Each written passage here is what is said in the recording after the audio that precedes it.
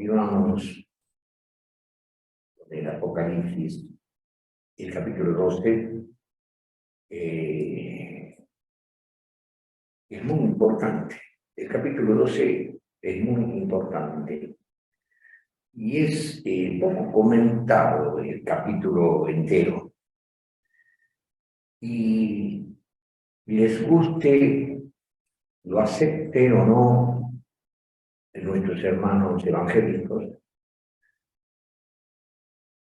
el capítulo 12 hace alusión a la última iglesia, a una iglesia sobresaliente, destacada, distinguida, ya lo hemos dicho en la clase anterior, pero ahora vamos a terminar de desarrollar el capítulo 12 con algo o algunas cosas que hemos dejado pendientes y completarlo de esa manera, pero tiene que ver con una iglesia muy distinguida que debiera hacerlos meditar a todos los cristianos de qué se trata Apocalipsis 12, en toda la narrativa, en un orden casi cronológico. Pero no se puede tomar el capítulo 12 y algún versículo al lado para decir Apocalipsis dice esto, y Apocalipsis dice esto otro, y tomar un versículo por acá y hacer todo un desarrollo. No, estamos viendo que yo les pido que tengan la gentileza de repasar la charla anterior, y si pueden repasar la charla anterior con el epílogo, que va a ser medio largo, pero va a ser un epílogo, donde queda completado el capítulo 12. Y vamos a ver algunas láminas muy significativas en la parte final de esta exposición. Entonces vamos al capítulo 12, versículo 1. Que aunque ya lo hemos leído, recordamos nada más. Y una grande señal apareció en el cielo, una mujer vestida del sol y la luna debajo de sus pies y sobre su cabeza una corona de 2 estrellas. Nos acordamos que en la comparación de textos la mujer es la esposa de Jehová en el Antiguo Testamento, en el Nuevo Testamento es la esposa de Cristo, pero por supuesto en el Nuevo Testamento se habla de una virgen que se prepara para el casamiento, ya hemos visto los versículos de Apocalipsis, de las bodas del Cordero. Y el apóstol Pablo preparando una virgen pura para Cristo, desposada. Entonces sabemos que esa mujer está representando ahora a la iglesia apostólica vestida de Cristo, ahora del sol, con las leyes de la sombra, con las leyes de la luz indirecta, que eran las leyes rituales, bajo sus pies ya había pasado ese periodo, y sobre su cabeza una corona de 2 estrellas, y habíamos visto en el Apocalipsis que en la santa ciudad están habían 12 ángeles, leemos de 12 ángeles, y leemos de las 12 tribus de Israel, y leemos de los 12 apóstoles. Bueno, más claro, yo pienso que no puede estar. El tema es que nosotros tenemos que estudiar ahora al enemigo que la persigue. Entonces leímos que el dragón persiguió a la mujer y que no podía ser la Virgen María porque esta mujer, que según la comparación de texto es la Iglesia Apostólica, no podría ser la Virgen María porque seguimos leyendo que es perseguida a través de los siglos. Y la mujer fue perseguida y el dragón la persiguió y el dragón la persiguió hasta los últimos tiempos, prácticamente de la historia de la humanidad. Pero vamos a estudiar al dragón. Aunque como adventistas hemos estudiado en nuestra vida cristiana bastante sobre quién es el dragón, pero lo vamos a repasar porque lo estamos viendo en el Apocalipsis 12 cuando estamos hablando sobre la iglesia verdadera. Y entonces vamos a leer el versículo 3. Y el versículo 3 dice, y fue vista otra señal en el cielo. Y aquí un grande dragón bermejo que tenía 7 cabezas y 10 cuernos. Y en sus cabezas 7 diademas. Estamos viendo acá un gran dragón bermejo. ¿Y qué nos hace acordar a nosotros esto que dice que tenía 7 cabezas y 10 cuernos, y en sus cabezas 7 diademas? Al hablar del dragón, tenemos que hablar mucho sobre la bestia, sobre la mujer ramera, sobre la madre de todas las rameras o fornicaciones, muchas cosas, pero no podemos detenernos en tantos detalles. Pero el gran dragón bermejo, que tenía 7 cabezas y 10 cuernos, y en su cabeza 7 diademas, tiene un historial tremendo. Y el historial tremendo es el versículo 4. El versículo 4 dice: y su cola, la cola del dragón, arrastraba la tercera parte de las estrellas del cielo y las echó en tierra. Y el dragón se paró delante de la mujer, la iglesia apostólica, después la iglesia, llamémosle cristiana o evangélica, por llevarse de los evangelios, perseguida a través de los siglos. Pero el dragón se paró para destruir a la iglesia apostólica y a la iglesia después de la muerte de los apóstoles a través de los siglos. Entonces estamos estudiando sobre un dragón que tiene historia. Arrastraba la tercera parte de las estrellas del cielo.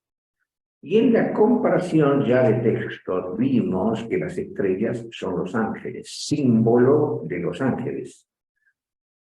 Y si alguien piensa que es una interpretación antojadiza de los adventistas, ya vamos a ver enseguida en el mismo capítulo 12, que acá las estrellas son símbolo de los ángeles.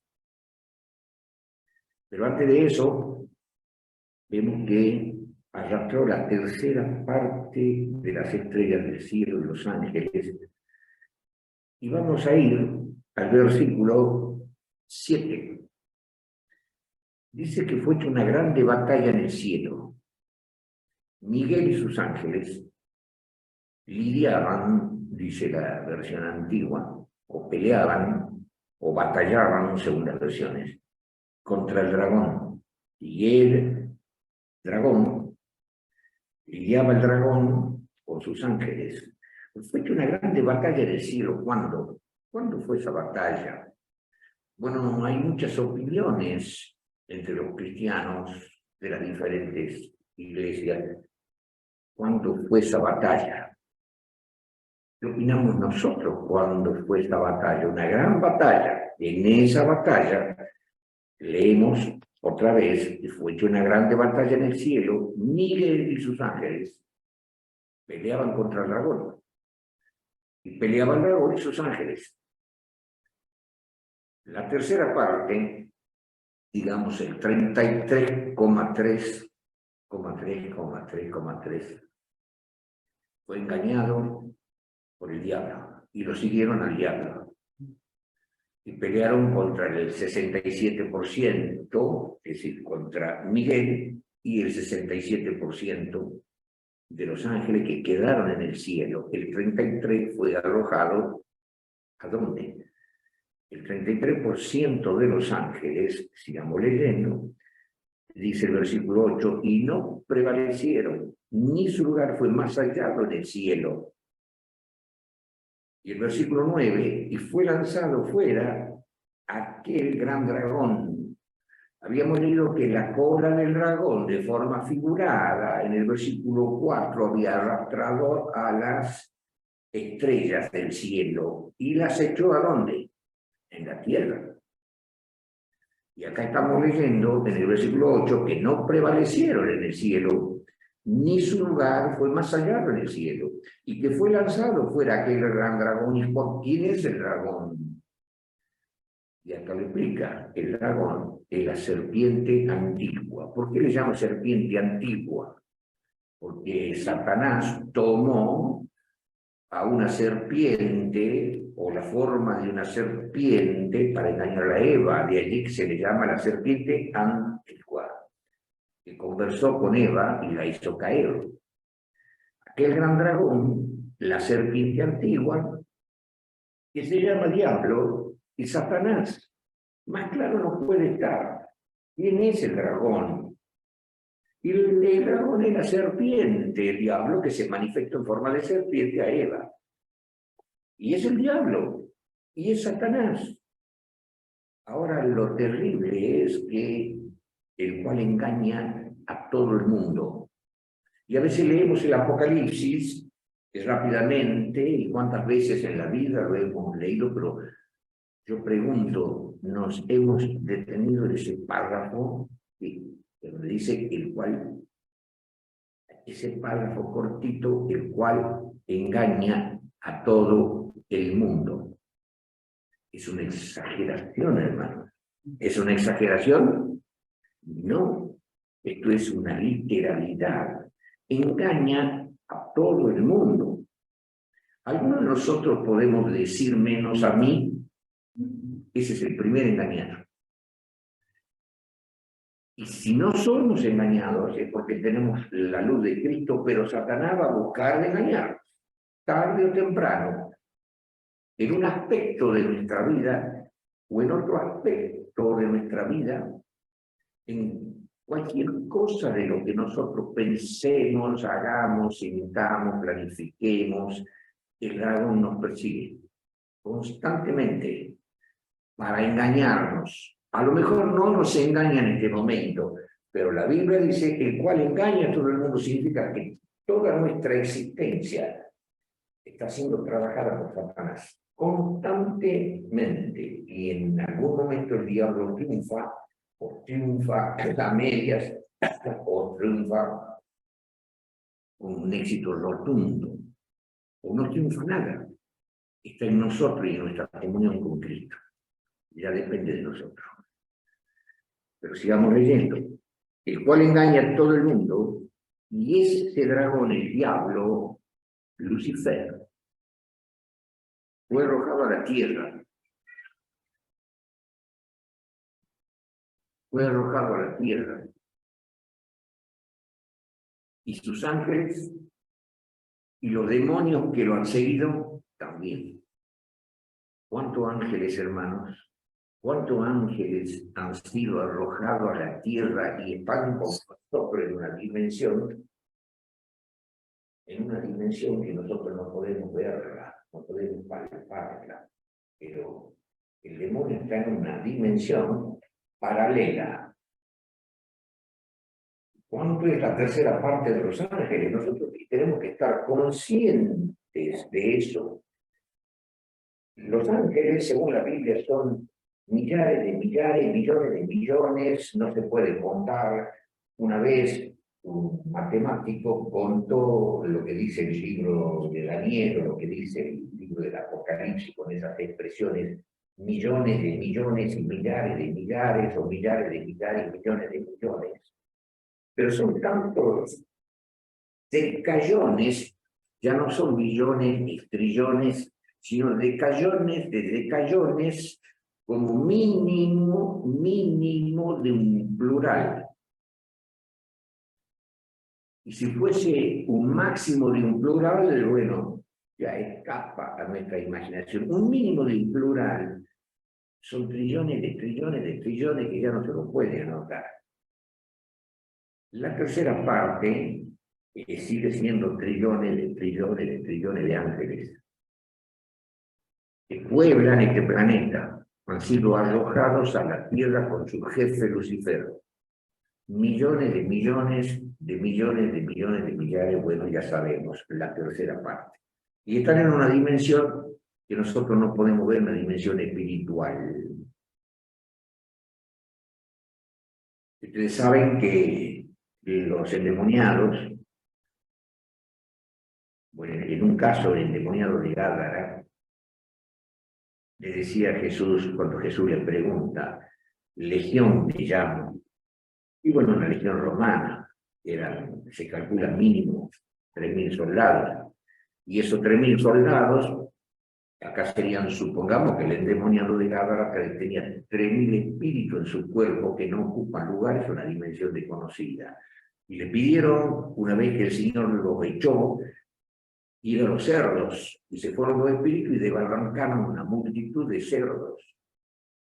Los espíritus están en una dimensión desconocida, que a veces cuando entran en el hombre comienzan a hacer estrago en el cuerpo del hombre, hasta que son expulsados si Jesús los corre. Pero el Señor encargó y dijo algo, que cuando el espíritu inmundo ha salido del hombre, anda por lugares secos buscando reposo y no lo halla. Y entonces dice, me volveré a mi casa de donde he salido. Y si vuelve a su casa y la encuentra adornada, o sea, como preparada para que vuelva, va y busca 7 espíritus peores que él. Y entrados en el hombre, son peores las cosas postreras del hombre que las primeras. Yo a través de mi ministerio laico he tenido muchas experiencias con con gente o con personas que han querido estudiar la Biblia y estaban endemoniadas. Y el demonio no las dejaba estudiar. Y entonces, en el nombre de Jesús, fueron expulsados los demonios. Y he tenido mucha experiencia con respecto a esas manifestaciones. Y en esas manifestaciones, los demonios han hablado, han manifestado cosas conforme a lo que leemos en el Nuevo Testamento.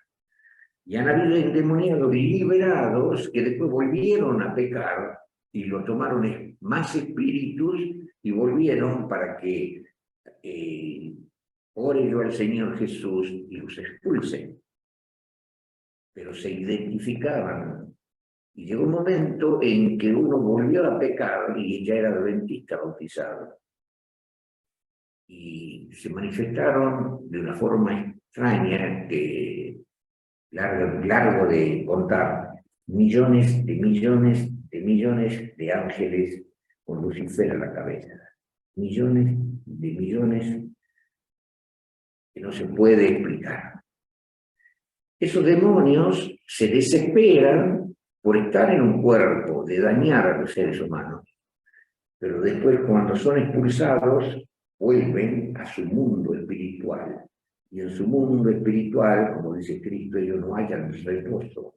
El espíritu inmundo ha salido del hombre, anda buscando el reposo y no lo halla. Y quiere volver al cuerpo. Y cuando aquel que ha sido liberado peca, vienen más espíritus y moran. Y si vuelven a pecar, mucho más espíritu que lo que señaló el Señor Jesús. Es terrible, hermanos. Entonces, cuando la Biblia dice que el diablo está trabajando con demonios, hay millones de espíritus, de ángeles caídos que están en una dimensión espiritual, solo que el Señor nos protege y no les deja salir de su dimensión a la nuestra. Salvo excepciones cuando hay protecciones. Y entonces lo van a leer en San Marcos, en el capítulo 16, cuando Jesús dice que y estas señales seguirán a los que creyeren en mi nombre y fueren bautizados. En mi nombre echarán fuera demonios. Lo dijo Cristo. Y los apóstoles echaron demonios y hay historias de que los cristianos echaban demonios. Pero ese no es el tema. El tema es de que los endemoniados no son muchos, aunque son muchos, para nada comparado a la cantidad de demonios que hay en este planeta. Y nosotros nos tenemos que cuidar, porque no tan solo el diablo, sino millones de espíritus están planificando de destruirnos a la raza humana, de dañarla, de hacerla sufrir y de hacerla sobre todas las cosas pecar para quitarle la gracia y la misericordia o la protección de Cristo, y hasta hacer de que el Señor nos tenga que castigar con amor y probarnos, como le pasó a Job, una larga historia de permitir que el diablo haga ciertas cosas, no porque Dios no se dé cuenta de lo que Lucifer quería hacer, sino que Job necesitaba esa prueba para perfeccionarse. Cuando Dios lo llamaba perfecto, se debe a Dios. Dios lo hizo perfecto, y lo hizo perfecto, y completó la perfección divina en Job con lo que le hizo. no es porque Dios no se daba cuenta de lo que el diablo le decía. Por eso es cuando el Señor se le manifiesta a Job, no entra a explicarle el porqué de los porqueses, sino demostrarle quién era Jehová, sabio, y comienza a mostrarle todas las cosas que él hizo. Como diciendo, ¿cómo crees tú que el diablo me va a venir a decir que yo te haga esto y que te haga aquello y yo se lo permito? Lo que Dios le permitió fue para beneficio de la espiritualidad y la perfección de Job. La perfección de Job se la debe a Jehová de los ejércitos, la prueba que Dios le dio. Y en nosotros va a estar el que Dios nos dé mayores pruebas o menores pruebas, castigos amorosos, pero que duelen, ¿no? En Hebreos, el capítulo 12, dice que Dios, al que ama, castiga, pero ningún castigo parece ser de gozo, sino de dolor. Pero una vez que somos ejercitados, bueno, aprendemos las lecciones que Dios quiere que aprendamos, si es que cedemos a las influencias malignas. Entonces, este es el problema. El problema es que aquel gran dragón fue arrojado a la tierra. ¿Y qué hace el dragón? Engaña a todo el mundo, pero no termina allí. Veamos el versículo 10 de Apocalipsis 12. Y oí una grande voz en el cielo que decía, ahora ha venido la salvación y la virtud y el reino de nuestro Dios y el poder de su Cristo. Porque el acusador de nuestros hermanos ha sido arrojado, el cual los acusaba delante de nuestro Dios día y noche. Dios lo echa del cielo. Descansan los ángeles santos, por fin, que no está más este individuo con el 33% que lo siguió. Dios los echa del cielo. ¿Pero a dónde los echó? A nuestro planeta, hermano. Acá, en nuestra tierra. Y entonces, leamos en el versículo 12, por lo cual alegraos cielos, y los que moráis en ellos. Pero ay de los moradores de la tierra y del mar. Ay de nosotros, porque el diablo ha descendido a vosotros teniendo grande ira, sabiendo que tiene poco tiempo. Le queda poco tiempo para trabajar. Le queda poco tiempo para lograr hacer que se pierdan las almas. Y comienza una batalla terrible. Fue arrojado a la tierra a trabajar en contra de nosotros, en contra de la iglesia. Por eso la persiguió la iglesia apostólica, la persiguió la iglesia a través de los siglos, y la persigue a la iglesia adventista y a todos los cristianos y a toda la humanidad. Y entonces se clama acá, ay de los moradores de la tierra, y a veces no lo entendemos, y estamos desprevenidos en nuestra vida espiritual. Ay de los moradores de la tierra y del mar, porque el diablo ha descendido a vosotros. Y cuando dice a vosotros, ¿cómo leo yo acá la Biblia? Ay de vosotros, y lo miro a ustedes, ay de ustedes, mis queridos hermanos. No, no la tengo que leer a la Biblia así. Ay de mí. Todos nosotros tenemos que decir, ay de mí. Ay de vosotros, pero en ese vosotros estamos nosotros. Está en mí, ay de mí. Yo me tengo que cuidar del diablo y de los demonios. Millones que trabajan en unidad. Y como dijo el apóstol Pablo en Efesios, en el capítulo 6, no tenemos lucha contra carne y sangre. No tenemos lucha con los hombres, sino contra principados, potestades, gobernaciones de las tinieblas, espíritus que están trabajando organizadamente contra espíritus, potestades, gobernaciones de las tinieblas contra ellos, que utilizan al hombre, a nuestros semejantes, para dañar a los semejantes, y no sabemos que está de ir al diablo. Entonces hay una tremenda batalla. Y notemos ahora otra vez en el versículo 10, en el versículo 10 del capítulo 12, algo que a lo mejor lo hemos leído y no nos hemos dado cuenta. Y hay una grande voz en el cielo que decía, ahora ha venido la salvación y la virtud y el reino de nuestro Dios y el poder de su Cristo, porque el acusador de nuestros hermanos ha sido arrojado, el cual los acusaba delante de nuestro Dios día y noche. ¿Cómo nos acusa el diablo, hermanos? Día y noche. ¿Se han dado cuenta de este párrafo? Que el diablo nos acusa día y noche. ¿Cuándo descansa? ¿Cuándo duerme? ¿Cuándo no piensa algo de nosotros? La Biblia dice que el diablo acusa día y noche. Ahora yo tengo que hacer un agregado acá.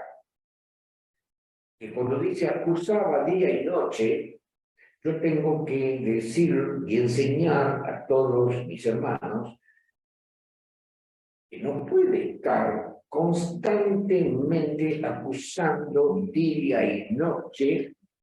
Bueno, lo dice la Biblia, no se puede discutir, lo dice el Apocalipsis. Y el Apocalipsis dice que el que le añade algo, Dios pondrá las plagas sobre esa persona. Y el que le quita, Dios quitará su nombre del libro de la vida. Entonces, bueno, acepto que el diablo acusa día y noche, pero saben ustedes la tortura mental para estar acusando a nosotros constantemente día y noche.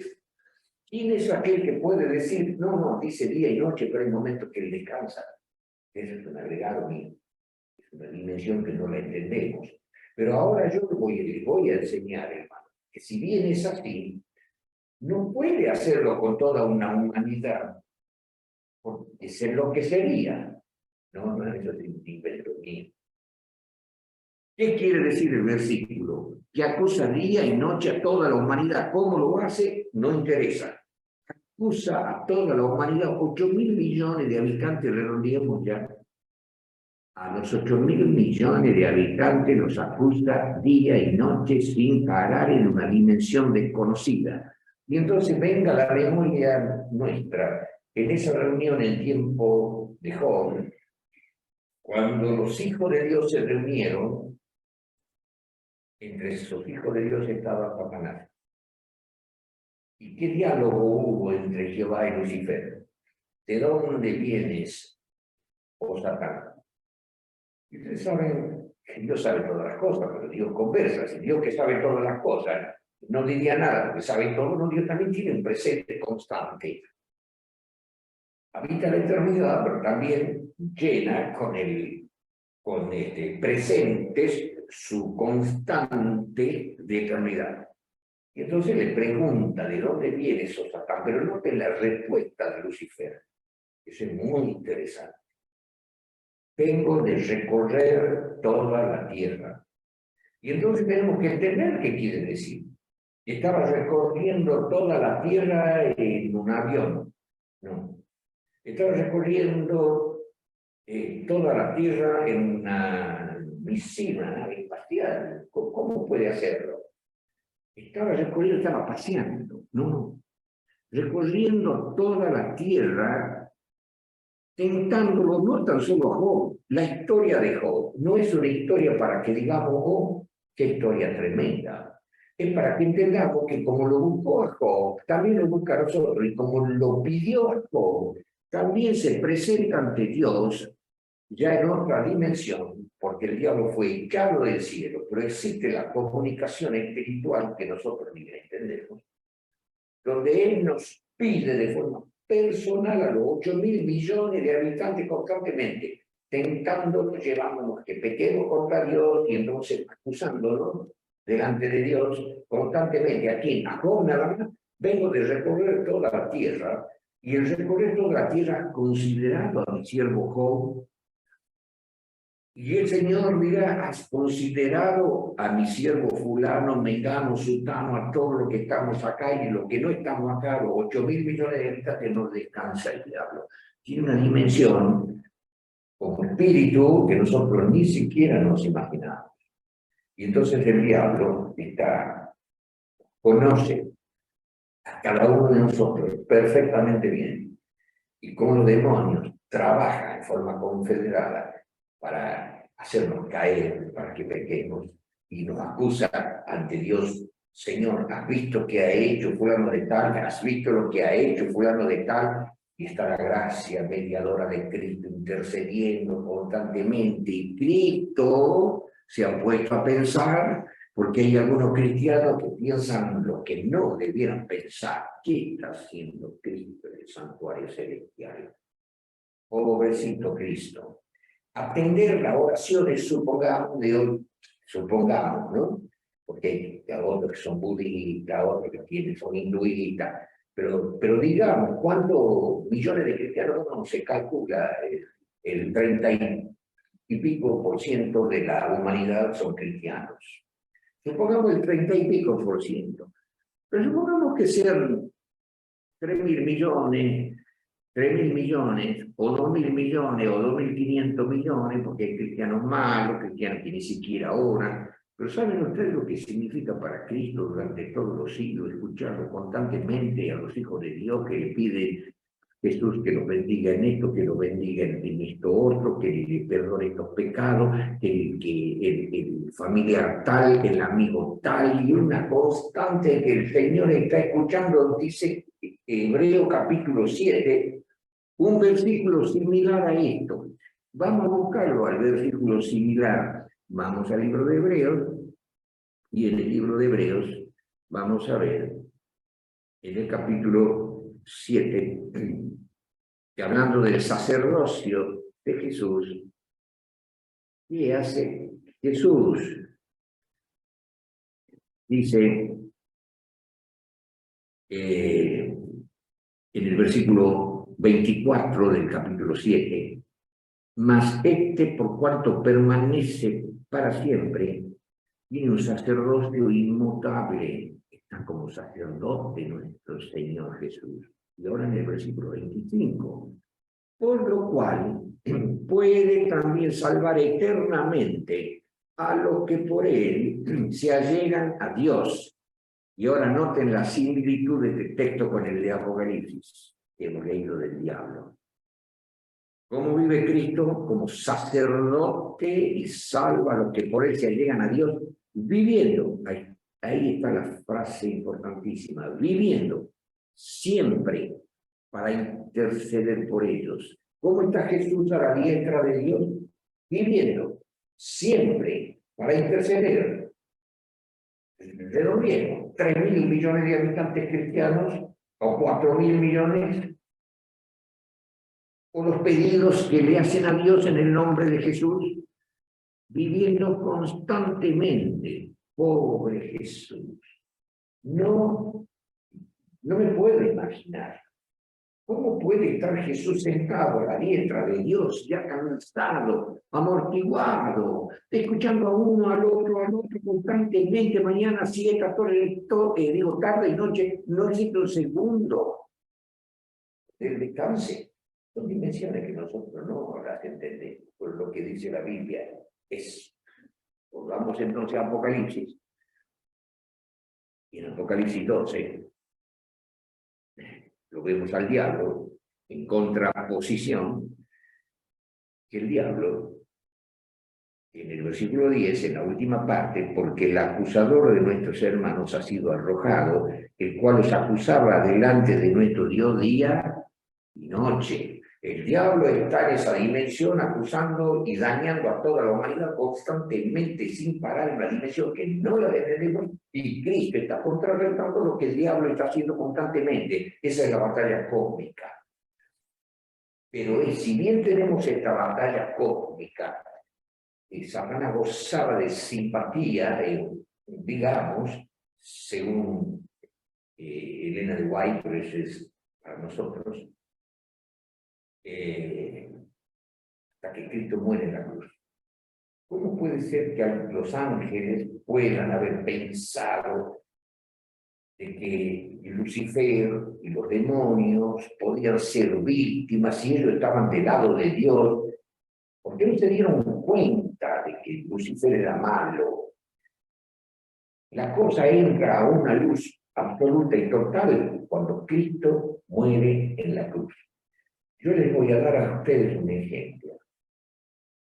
Si bien yo me rebelo contra Dios, voy a ser abogado del diablo, me rebelo contra Dios y les hablo a los ángeles que no han caído, y los ángeles que han caído dicen: nosotros estamos de parte de Cristo.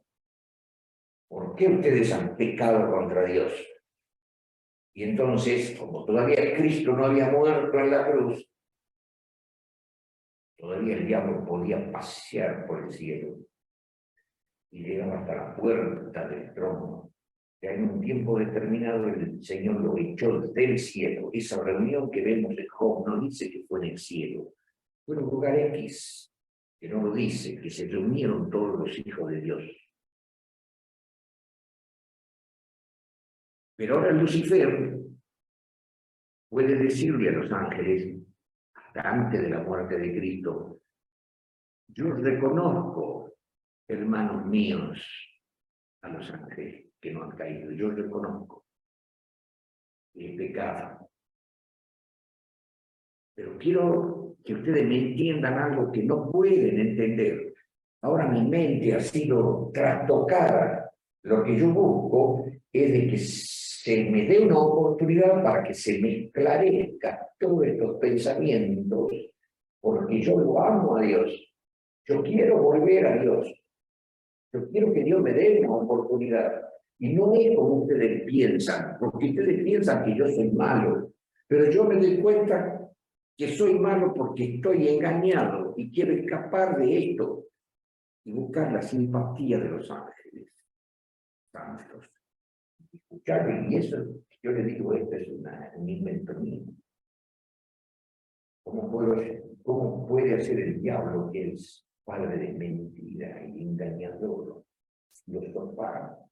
Yo estoy así porque quiero demostrarles a ustedes que estamos en condiciones desfavorables, que en algún momento a ustedes les puede pasar igual que a mí, van a ser víctimas. Yo no quiero ser así, ahora soy así.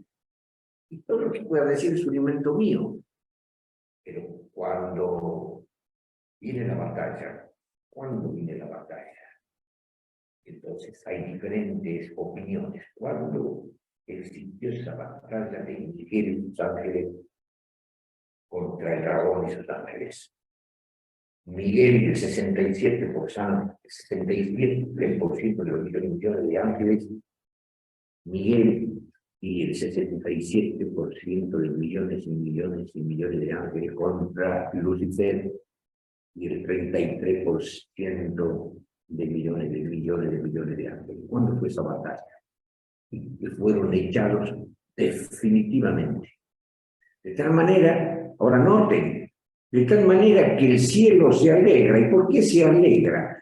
Porque la existencia de Satanás y los demonios y las acusaciones o hacerse víctima con tremendas filosofías que escapan a lo que yo pueda decirles a ustedes como un ejemplo, los ángeles no descansaban. ¿Y qué dice acá? Vamos a leer en la Biblia, en el versículo 10 dice, de una grande voz en el cielo que decía, ahora ha venido la salvación y la virtud y el reino de nuestro Dios y el poder de su Cristo. Los ángeles entienden ahora esto que ha hecho Cristo.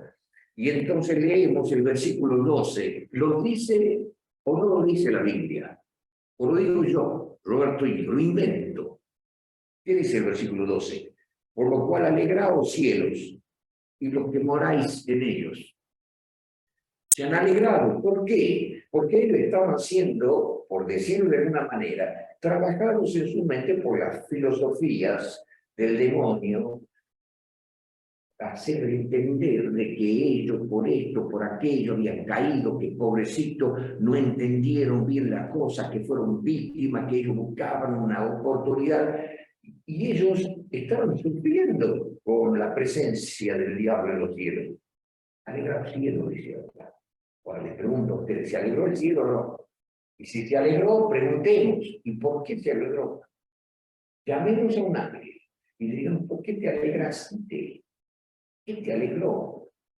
El diablo. Y mientras tanto, ¿por qué no se alegraban? Preguntan. Mientras el diablo estaba y podía tener acceso y estar cerca de los ángeles y de los moradores del cielo, ellos no descansaban, no estaban bien, no se sentían bien. Y gozaban los demonios y Lucifer de cierta simpatía. Ahora la pregunta es, ¿por qué no se alegraban ustedes?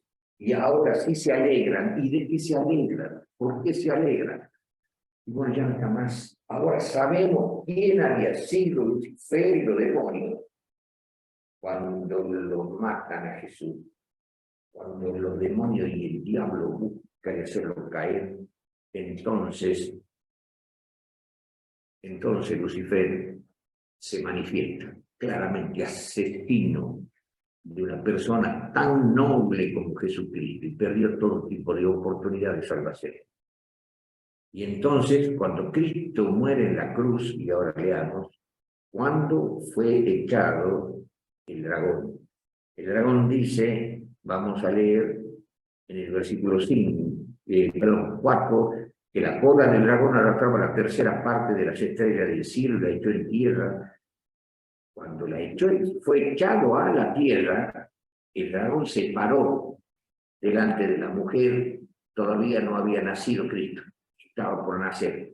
Allí se para el dragón para destruirlo a Cristo. Cuando se ve la intención de matarlo a Cristo, viene la batalla. Y entonces viene la decisión de Dios de echarlo al planeta Tierra, que era el planeta del pecado. Y entonces lo tiene Jesús, versículo 5, y entonces dice la última parte que fue arrebatado para Dios y su trono. Y la iglesia, en el versículo 5, huyó al desierto, que ya hemos leído, y fue perseguida al lugar que Dios le aparejó para que la mantengan 1260 días. Y el diablo comenzó a perseguir a la iglesia. Y entonces relata la Biblia de aquella batalla, y entonces dice en el versículo 9 que en esa batalla fue lanzado fuera aquel gran dragón y la serpiente antigua que se llama Diablo y Satanás, el cual engaña a todo el mundo, fue arrojado a la tierra y sus ángeles fueron arrojados por él. Y entonces cuando ve el demonio que ha sido arrojado a la tierra, cuando el demonio persigue a Cristo, lo tienta a Cristo, lo quiere hacer pecar a Cristo, trabaja en contra de Cristo, lo hace sufrir a Cristo y logra que se lo mate a Cristo, se lo mate, pero tenía que cumplirse el plan divino para salvar a la humanidad, y entonces todos los ángeles dicen no, por estos hechos no tiene nada que hacer acá Lucifer. Alegraos cielos, bueno, ahora se fue el engañador. Ahora, pobre de los habitantes de la tierra, por eso dice, alegraos cielos. Esa batalla fue en el momento en que se ve o los ángeles contemplan cómo peleó contra Cristo, y todo lo que pudo decir Lucifer y todas sus filosofías eran engañosas. Con la muerte de Cristo queda totalmente descubierto el maligno y Dios los echa a la tierra, y ahora dice, pobre de los habitantes de la tierra, porque el diablo ha descendido con grande ira. Y vuelve a hablar de la mujer que la persiguió, que la sigue persiguiendo. Entonces veamos el versículo 13, y cuando vio el dragón que él había sido arrojado a la tierra, y cuando ha sido arrojado a la tierra, después de la batalla, después que lo mata Cristo, sale a perseguir a la iglesia. Entonces dice versículo 13, y cuando vio el dragón que él había sido arrojado a la tierra, persiguió a la mujer que había dado a luz una hija. O sea que acá está poniendo el tiempo de esa batalla. Hay diferentes opiniones, cada uno es dueño de opinar como quiera, pero el versículo está diciendo que hubo una gran batalla en el cielo. Miguel y sus ángeles pelearon contra el dragón y sus ángeles, pero no prevalecieron, y fue hallado lugar en el cielo para ellos y fueron arrojados a la tierra. Y cuando el dragón vio que ha sido arrojado a la tierra, y fue arrojado, ¿por qué? Porque lo persiguió al hijo y lo mató al hijo, y el hijo fue arrebatado para Dios y su trono. Entonces queda totalmente descubierto en el cielo y se le dice, no tienes acceso, no tienes nunca más nada por el cielo, ya está descubierto, están descubiertas todas tus mentiras. Eres un asesino, como dice Cristo. El diablo es un asesino y es un mentiroso. Y ya todo el cielo lo supo, y entonces lo sabe, y entonces descansa. Pero nosotros, por la gracia de Cristo, somos protegidos porque tenemos luz su cuidado de querer descansar de la potestad de las tinieblas. Y entonces, cuando el dragón se encuentra en la tierra, dice los versículos cristianos, la destruyó a la iglesia apostólica prácticamente. Y cuando la destruye en materia de doctrina, mueren los apóstoles, pasan los siglos. Entonces leemos el versículo 3 otra vez. Y cuando vio el dragón que él había sido arrojado a la tierra, la persiguió a la mujer que había dado a luz al hijo varón. Pero la mujer es ayudada, ya hemos visto. Es ayudada a la mujer, le fueron dadas alas de águila en forma figurada para que de la presencia, versículo 14, la presencia de la serpiente volase al desierto, una iglesia escondida, perseguida, a su lugar donde es mantenida por tiempo y la mitad de un tiempo. En un lado dice directamente 1260 días, acá dice tiempo y la mitad de un tiempo, que es la traducción de 1260 días. Mejor dicho, de tiempo y la mitad de un tiempo. La traducción de eso es lo que leemos en el versículo anterior, 1260 días. Ahora, después vemos en el versículo 16 que la tierra ayudó a la mujer, la tierra abrió su boca. ¿Por qué? Porque el versículo 15 dice, ya lo hemos comentado, echó de su boca tras la mujer agua como un río, para poder ahogarla a la mujer y destruirla, a fin de que fuese arrebatada del río en forma figurada. Pero el versículo 16, la tierra, con el descubrimiento de América, abrió su boca y sorbió el río que había echado el dragón de su boca. Y entonces viene el versículo importantísimo, versículo 17. Entonces el dragón fue airado contra la mujer y se fue a hacer guerra contra los otros de la simiente de ella, los cuales guardan los mandamientos de Dios y tienen el testimonio de Jesucristo. La lámina. Vamos a ver una lámina, hermanos. Esta lámina que hice yo, para que ustedes la estudien, y ustedes pueden ver en la primera parte que dice año 31 al año 100, la vemos a la iglesia apostólica, la mujer que guarda los mandamientos de Dios en tiempo de los apóstoles. Pero con rojo vemos que dentro de la iglesia apostólica está ese rojo. El rojo yo lo pongo como símbolo de lo que dice arriba, la mujer ramera, el dragón, la bestia. Donde la iglesia cristiana primitiva con ese rojo que ustedes ven es la corrupción en materia de doctrinas. En tiempo de los apóstoles ya hemos leído Hechos capítulo 20, donde el apóstol Pablo llorando decía, yo no he rehuido de enseñarles todo el consejo de Dios, pero yo sé que después de mi partida, cuando yo me muera, entre años 58 a 67 de la era cristiana, que no se sabe exactamente, pero yo sé que después de mi partida, cuando yo me muera, van a entrar lobos rapaces que no perdonarán al ganado y de vosotros mismos se levantarán hombres que hablen cosas perversas y destruirían la doctrina. Y ya en tiempo de los apóstoles, vimos en el capítulo 15 de Hechos de los Apóstoles, en el versículo 1 y en el versículo 5, que venían fariseos que mandaban que los cristianos, aparte de bautizarse, sean circuncidados y guarden todas las leyes de Moisés, de la Torá, 613 mandamientos que hay en la Torá. Y entonces ocurre el gran concilio, donde los apóstoles Pedro y Santiago le dan la razón a Pablo. Pero esos cristianos, judíos cristianos, siguieron atormentando a la iglesia con su doctrina. Y no tan solo ellos. El apóstol Pablo dijo en Corintio, estos son falsos apóstoles, segunda de Corintios 11, se acordarán ustedes, estos son falsos apóstoles, obreros fraudulentos.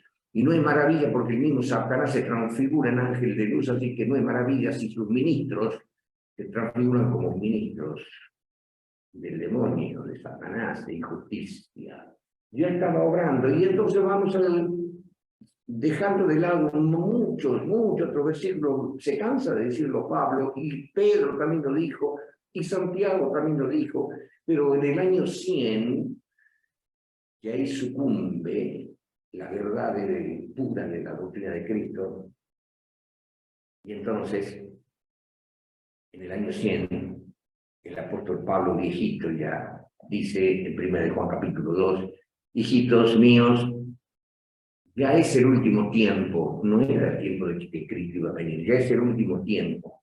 Y ustedes saben que el anticristo tiene que venir, pero muchos anticristos han aparecido.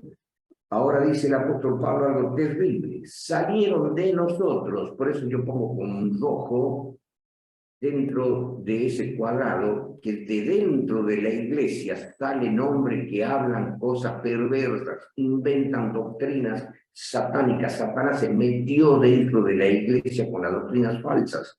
Cuando llega el año 100, dice, ya es el último tiempo. En una palabra, muero yo, y van a venir todo esto que están siendo frenados por los apóstoles que peleaban contra las doctrinas falsas. Ya no iba a haber quien pelee a favor de la doctrina verdadera. Y entonces en el año 100 prácticamente sucumbe la iglesia apostólica con todas sus verdades. Y ese rojo que estaría representando al dragón se metió dentro de la iglesia y se forma una iglesia. Todo eso que ven con rojo ustedes, en la iglesia, la gran ramera, una mujer apóstata, adúltera, cristiana, con doctrinas extrañas, creada por Satanás, perseguidora.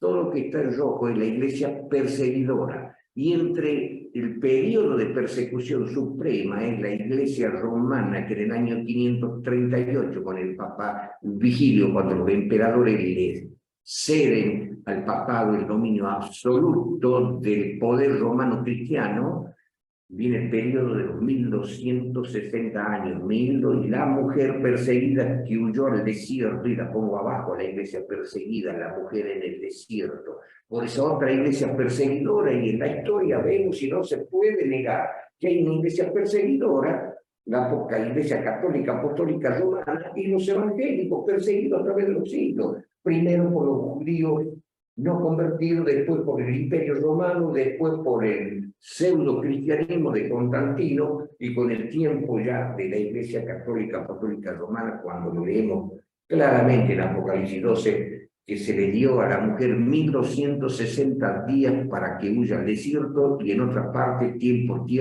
la mitad de un tiempo que equivale a 1260 días, que son años, y en el año 1798, ¿qué pasó en el año 1798? Vemos acá y vamos a leer, ahora aparecieron las láminas, ¿no?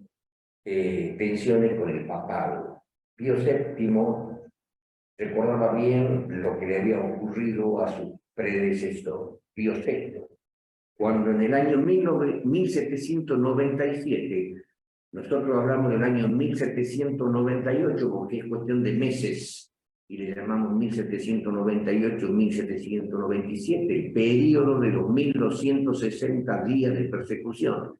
Entonces, en el año 1797, los ejércitos revolucionarios franceses invadieron Italia y detuvieron al pontífice y lo deportaron a Francia. Allí falleció 3 años más tarde. Esa es la herida que recibe la bestia. Tras ello, un puñado de cardenales lograron reunirse en Venecia y escogieron al cardenal Chiaramonti, pariente lejano de Pío VI, como nuevo papa con el nombre de Pío VII. El nuevo pontífice parecía en sintonía con los nuevos aires revolucionarios, pues cuando aún era cardenal había pronunciado una homilía de Navidad en la que afirmó las virtudes cristianas convierten a los hombres en buenos demócratas.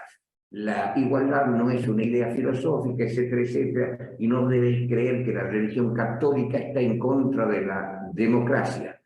Pero después hay otra historia donde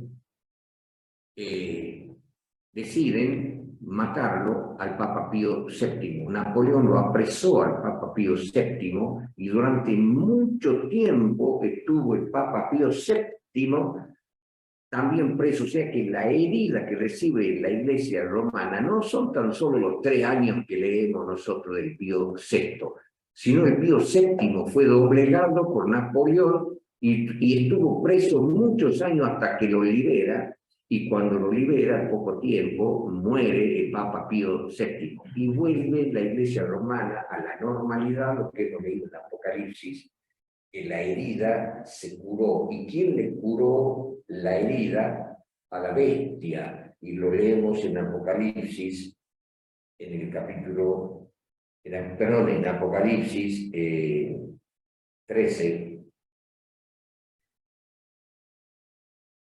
y en el capítulo 13, vamos a ver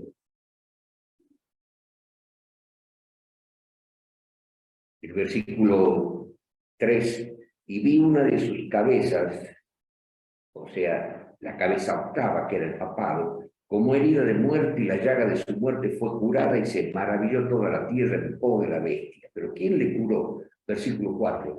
Y adoraron al dragón que había dado la potestad a la bestia, y adoraron a la bestia, diciendo: ¿quién es semejante a la bestia? ¿Y quién podrá pelear contra ella? Se cura la herida de la bestia, pero la Iglesia Católica no persigue más. Y vemos la lámina de la Constitución de los Estados Unidos. ¿Qué dice la lámina? Noten ustedes, el 17 de septiembre del año 1787, 39 de los 55 delegados firmaron el nuevo documento. Muchos de los que se rehusaron a firmar se oponían a la falta de una carta de derechos. Al menos un delegado se rehusó a firmar debido a que la Constitución codificaba y protegía la esclavitud y el comercio de esclavos. La primera enmienda de la Constitución de los Estados Unidos, tierra de libertad, la tierra que ayuda a la mujer, que hemos leído en Apocalipsis, protege los derechos a la libertad de religión y a la libertad de expresión sin interferencia del gobierno. Dos cláusulas de la primera enmienda garantizan la libertad de religión.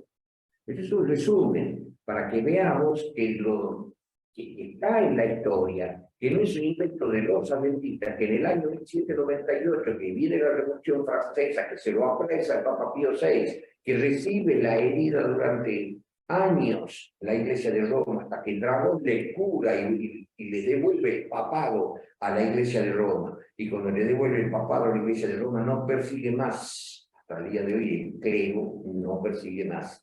Y entonces leemos de Estados Unidos, que la gente, digamos, de Europa viaja a Estados Unidos, y entonces en la Constitución de Estados Unidos se prohíbe la persecución a cualquier confesión religiosa en la misma Constitución. Todo eso que estaba profetizado en la Biblia lo estamos leyendo. Pero, ¿qué sucede ahora, hermano? Por esa misma fecha, 1798, en la lámina que yo les puse, la iglesia perseguida ya no queda perseguida.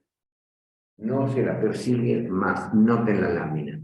En la lámina estamos viendo un vacío, un blanco, 1798. En el 1798, cuando viene la Revolución Francesa, viene la libertad religiosa, viajan muchos europeos a la tierra de libertad, y entonces la Constitución de los Estados Unidos prohíbe las persecuciones en la misma Constitución, tierra de libertad. Acá no se persigue a nadie, es la iglesia cristiana, digamos, evangélica o protestante. Y acá encontramos un blanco, un vacío, un espacio. Y un periodo profético de los 2300 años llega al año 1844.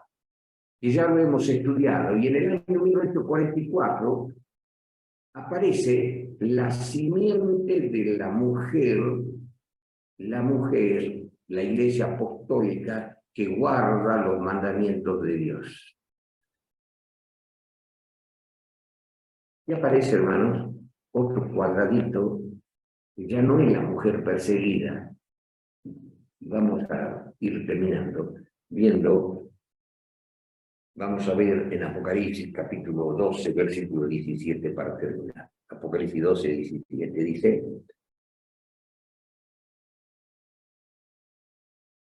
y entonces el dragón fue airado contra la mujer. Fue airado contra la mujer. ¿Qué mujer? La mujer que era perseguida y que sucumbió en materia de doctrina. No hemos estudiado que a partir del año 100, con la muerte de Juan, comienzan a aparecer anticristos que enseñan errores. Entonces sucumbe la Iglesia Apostólica con sus verdades, y entonces el dragón, encontrando ese triunfo, se lanza a perseguir a una iglesia que tenía deteriorada, así por decirlo, todos los conceptos teológicos.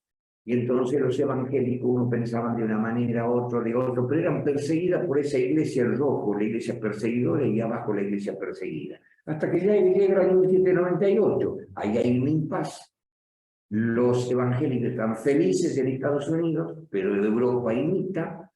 Pero con el tiempo, 1844, se cumple un periodo que venía desde atrás, los 2300 días proféticos que el ángel dice en Apocalipsis, perdón, en el libro de Daniel capítulo 8, esta profecía es verdadera, lo dice el ángel. En el capítulo 8, los últimos versículos, la profecía de la tarde y la mañana que está dicha es verdadera. Guárdala porque es para muchos días, y se cumple en el año 1844, y ahora el diablo, ¿a quién persigue? ¿Persigue el diablo a la iglesia del desierto? No. ¿Qué leemos? Versículo 17. Entonces el dragón fue airado contra la mujer, pero no la persigue a la mujer.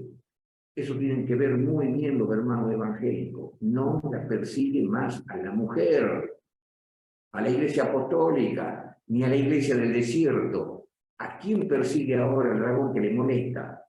Entonces el dragón, que ya lo conocemos bien, ¿quién es el dragón?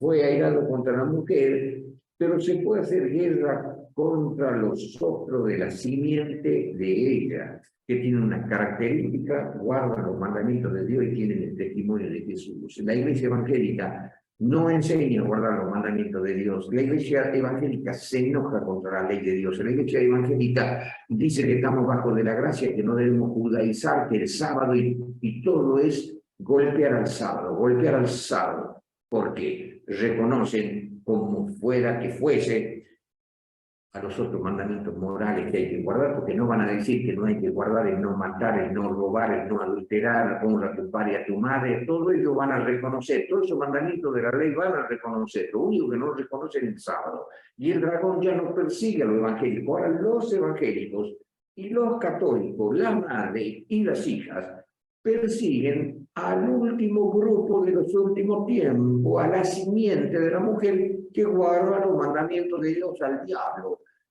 a la mujer perseguidora, a la iglesia perseguidora, y la iglesia perseguida que se convirtió en perseguidora, persigue con el dragón a los que guardan los mandamientos de Dios. Y para terminar, el griego, vamos a poner el original griego. ¿A qué iglesia en el original griego, hermanos? ¿A qué iglesia persigue el dragón?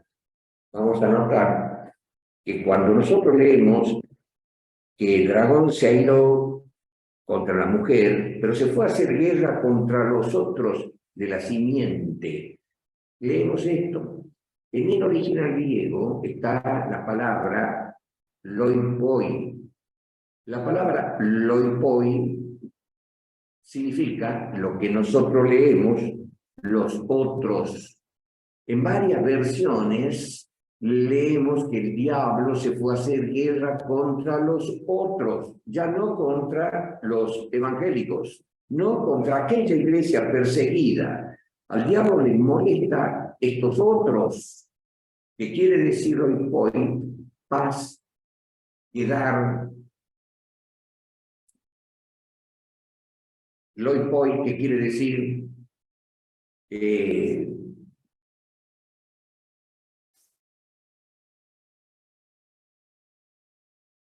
paz, quedar un remanente, resto, otras cosas. En el original griego estas acepciones, pero arriba dice los restantes, que los teólogos, los traductores, traducen como los otros, o restantes, o remanentes. Entonces el dragón se ha ido contra los otros, sacan de otras cosas, o contra el remanente, o contra los que quedan, contra los restantes. sea, no está hablando que el dragón se aira contra la mujer, ahora contra los otros y el otro, la otra palabra griega,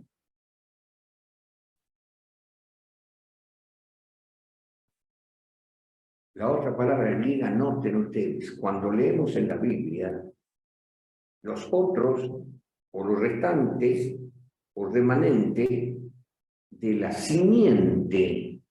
¿Saben ustedes qué quiere decir en el griego? ¿No? La palabra griega allí es sperma. Pronunciación sperma. ¿Qué quiere decir? El diablo persiguió a quienes noten. La palabra sperma significa algo sembrado, es decir, derramado, inclusivamente la esperma masculina, por implicación descendencia, específicamente remanente, figuradamente como si se guardara para sembrar. Definición, linaje, descendencia, descendiente, semilla o simiente.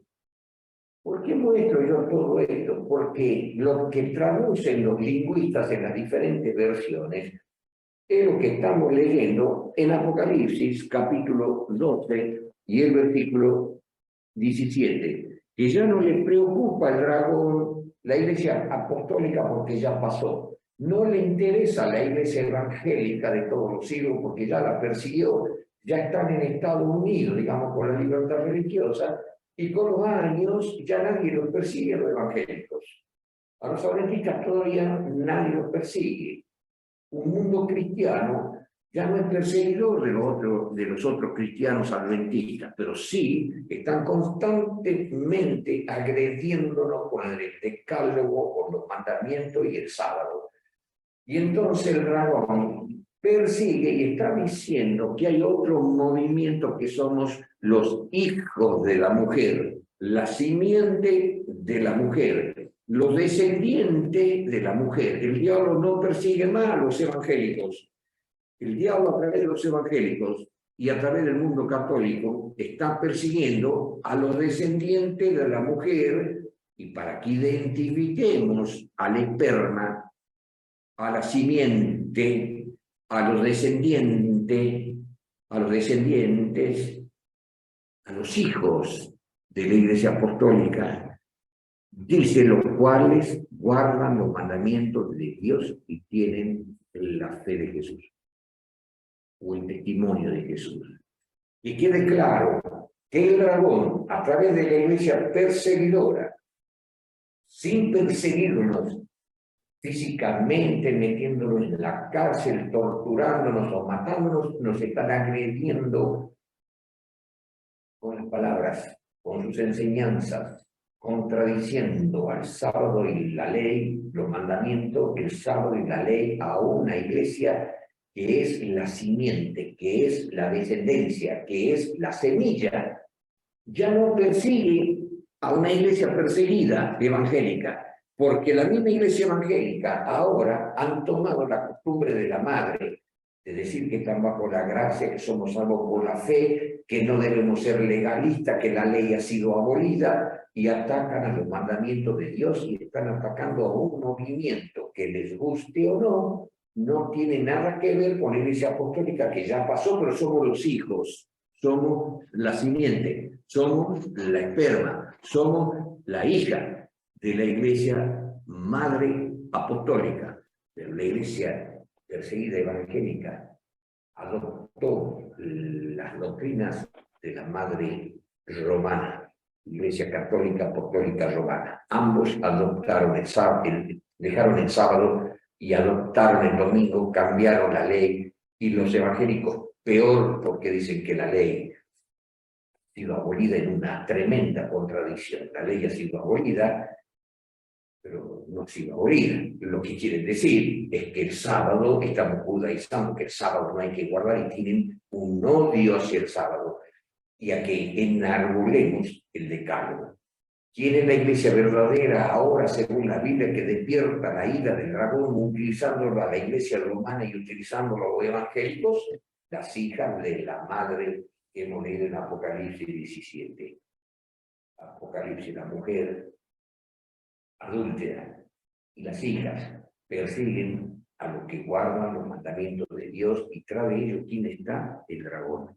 Entonces deben entender que en el versículo 17 se habla de una iglesia, que es la iglesia adventista, que tiene los mandamientos de Dios y enarbola los mandamientos de Dios y somos perseguidos por los católicos y los evangélicos por sostener que hay que guardar los mandamientos de Dios y que está en Apocalipsis 14, que en el mensaje de los tres ángeles, ¿quiénes son los dueños del mensaje de los tres ángeles de Apocalipsis 14? El mismo versículo 12 lo dice, aquí está la paciencia de los santos, aquí están los que guardan los mandamientos de Dios, y en el versículo 14 la venida de Cristo.